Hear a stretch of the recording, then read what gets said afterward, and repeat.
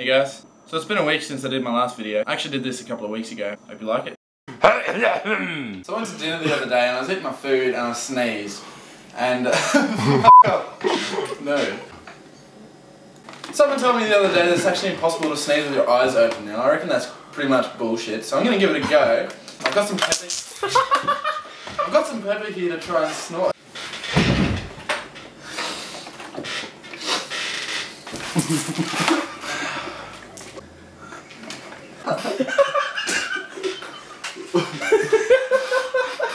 Ah, really? Yeah, I'm gonna drop my sister off down at a friend's house. Come on. No worries, I'll catch you soon.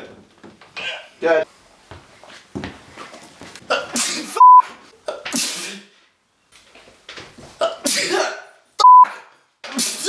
Yes! Yes! That counts! Oh. That hurt like a motherfucker.